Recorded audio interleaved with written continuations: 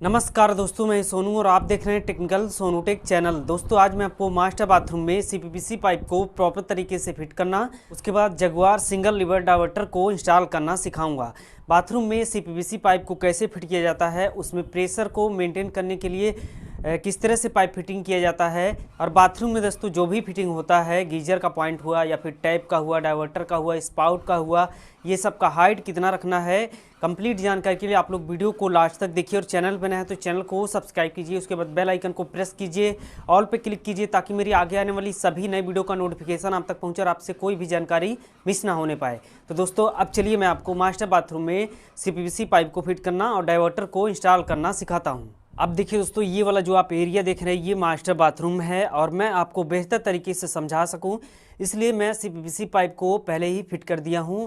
अब मैं आपको एक एक पॉइंट एक्सप्लेन करूंगा और आप लोग दोस्तों वीडियो को लास्ट तक देखते रहिए और बिल्कुल बारीकी से समझना एक एक पॉइंट को जो भी मैं एक्सप्लेन कर रहा हूं। यहाँ पे दोस्तों देखिए, यहाँ पे दो पाइपलाइन दिख रहा है और ये जो है दोस्तों ये मेन आउटलेट है, बाथरूम से ये निकल के जा रहा है, ऊपर टैंक में कनेक्ट होगा। तो ये 1 इंच वाला जो दिख रहा है दोस्तों ये मोटर वाला सप्लाई है, ये जाएगा ऊपर टैंक को भरेगा।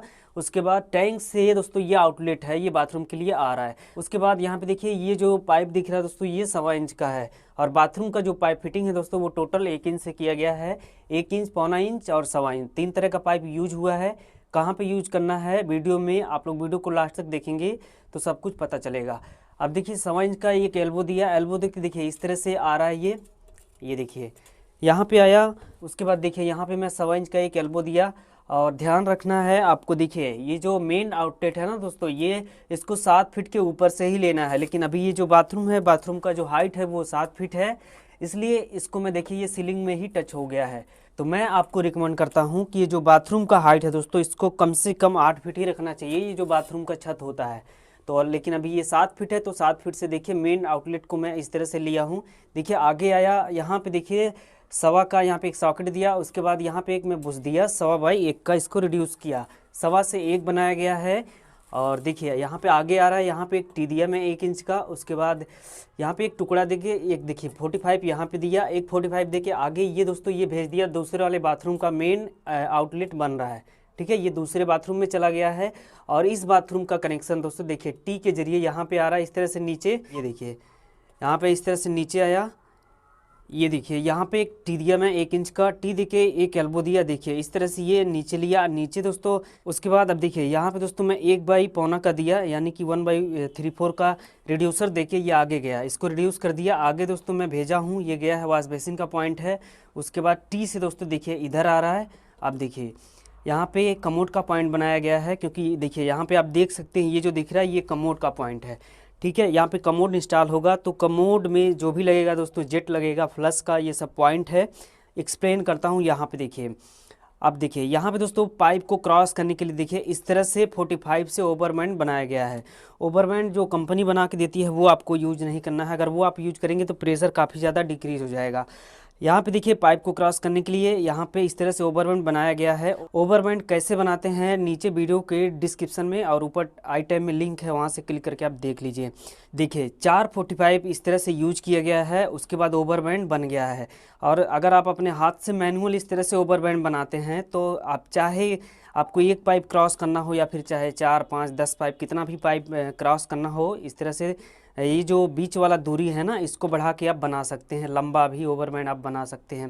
देखिए इस तरह से ओवरबैंड को बना के यहाँ पे पाइप को क्रॉस किया गया है। नीचे वाला ये जो पाइपलाइन है दोस्तों ये मोटर वाला है। ठीक है, देखिए कोल्ड वाटर वाला जो सप्लाई है, जो टैंक वाला है, ये ऊपर वाला है। ऊपर वाले में 1/1.25 का टी दिया, टी देके 1/1.25 का टी मैं यहाँ पे दिया।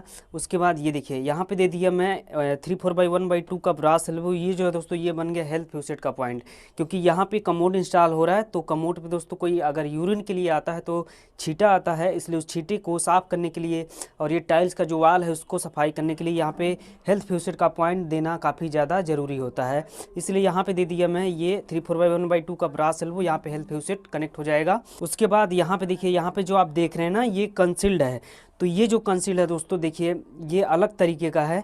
ये जो कंसील्ड है ना इस तरह का, इसमें देखिए एमटीए की ज़रूरत नहीं है, इसमें इधर भी सीपीवीसी पाइप डायरेक्ट कनेक्ट कर सकते हैं, इधर भी कनेक्ट कर सकते हैं।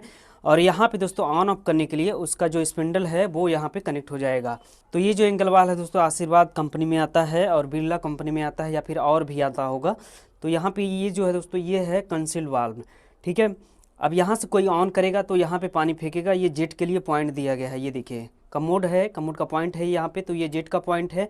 फ्रेश होना है किसी को तो यहाँ से इस तरह से घुमाएंगे, उसके बाद यहाँ से पानी फेंकेगा, ठीक है। पीछे ही दिया जाता है जेट का, ताकि जो है जो पाइप है ना वो पैर से टकराए ना। तो ये नीचे वाला जेट का हो गया। ऊपर वाला देखिए कोल्ड वाटर वाला सप्लाई लाइन है, देखिए यहाँ पे दे दिया, ये फ्लश का पॉइंट हो गया। अब इसका हाइट मैं आपको बताता हूँ सबका। ये देखिए ये जो दिख रहा है ना, ये इसका जो हाइट है दोस्तों ये कंसील्ड वाले का, और देखिए यहाँ पे इस तरह से आ रहा है ये जेट वाले का। इसका जो हाइट है फ्लोर से आप मैक्सिमम इसको आप 24 इंच पे रखेंगे। 22 से 24 इंच रखना है, मिनिमम 22 इंच मैक्सिमम 24 इंच, क्योंकि जो कमोड होता है उसका मैक्सिमम हाइट वो दोस्तों 18 इंच होता है। तो इसको आप रखेंगे 22 से 24 इंच। ऊपर देखिए फ्लश वाला है, तो फ्लश वाले को आप कम से कम 30 इंच मैक्सिमम 32 इंच रख सकते हैं, ये फ्लश का है। और ये जो फ्लश का ऊपर दिया गया है इसको आप चाहें तो नीचे भी दे सकते हैं, क्योंकि अगर इटालियन कलेक्शन का अगर कमोड यहाँ पे इंस्टॉल होता है तो वो नीचे से ही कनेक्ट होता है फ्लश वाला। और अगर नॉर्मल कमोड लगाते हैं जो जिसका जो सिस्टम है दोस्तों वाल में फिक्स होता है, उसके लिए ऊपर ही सही है। तो ये क्लाइंट से आप डिसाइड कर लीजिए कौन सा लगेगा, इटालियन कलेक्शन या फिर ये वाला, उस हिसाब से आप कमोड का पॉइंट दे सकते हैं। तो कमोड का पॉइंट कम से कम 30 इंच मैक्सिमम 32 इंच दिया जाता है। ये देखिए ये प्लस का हो गया, ये जेट का हो गया। उसके बाद अब ये वाला जो पाइपलाइन है ना मोटर वाला, देखिए ऊपर वाला तो टैंक का हो गया, ये यहीं पे आके रुक जाता है।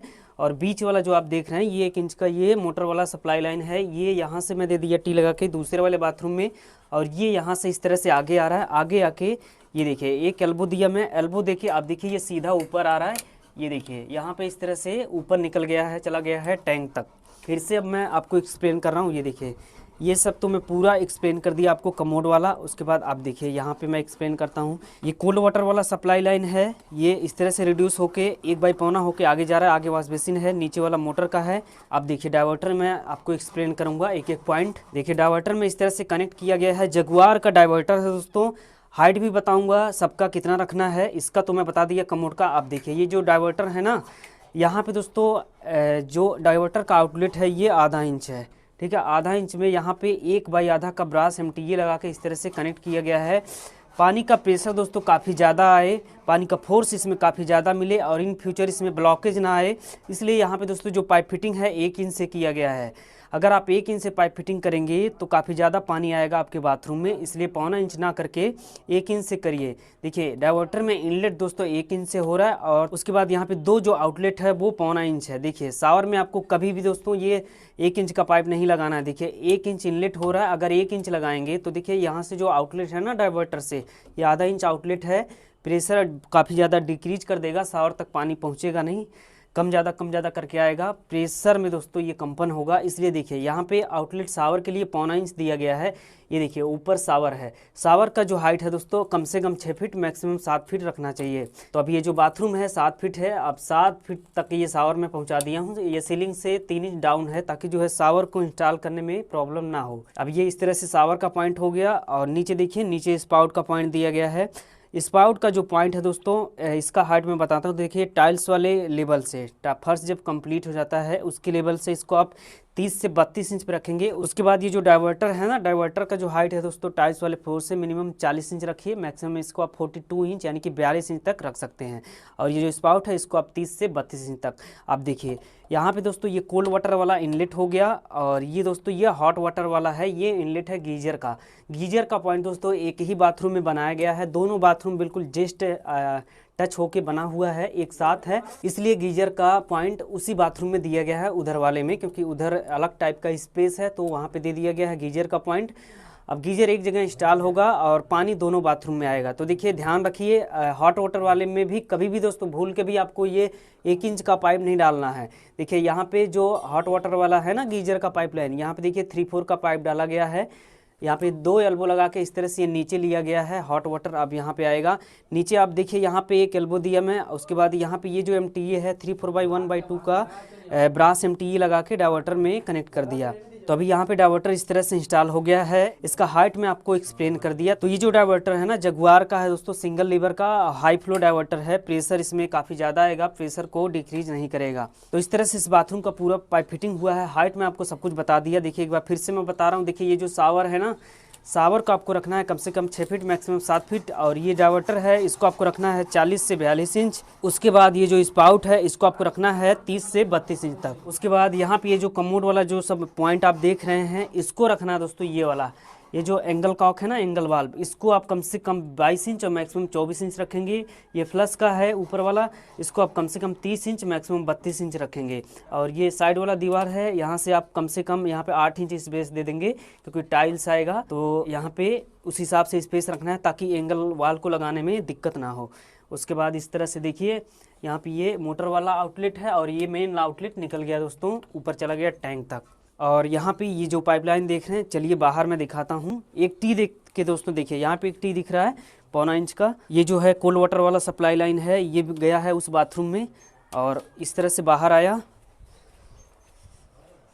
अब देखिए जो 1.25 वाला दिख रहा है ना, उस बाथरूम से रिड्यूस होके आया है। ये यहाँ पे 1.25 इंच का टी लगा के आगे चला गया उस बाथरूम में। यहाँ पे एक एल्बो लगा के देखिए, एक एल्बो यहाँ पे है, एक यहाँ पे है। उसके बाद ये जो नीचे वाला आप देख रहे हैं 1 इंच का, यहाँ पे टी लगा के आगे भी भेजा गया है। उधर देखिए वहाँ पे मोटर इंस्टॉल होगा। ये देखिए यहाँ पे ये हैंड पंप लगा हुआ है, तो यहाँ से मोटर कनेक्ट होगा, मोटर उस कोने में जाएगा और मोटर का जो पानी है वहाँ से भरता हुआ देखिए इस तरह से आएगा, बाथरूम में होके ऊपर जाएगा टैंक तक। और एक पॉइंट यहाँ पे भी दिया गया है क्लाइंट की डिमांड से। तो अगर आप इस तरह से 2 टैप दे रहे हैं एक साथ में, तो यहाँ पे बीच का जो डिस्टेंस है ना कम से कम 6 इंच मैक्सिमम 7 इंच होना चाहिए। तो अभी जो मैं रखा हूँ दोस्तों ये 7 इंच है। तो इस तरह से एक बाथरूम का पाइप फिटिंग दोस्तों कंप्लीट हो गया मास्टर बाथरूम का।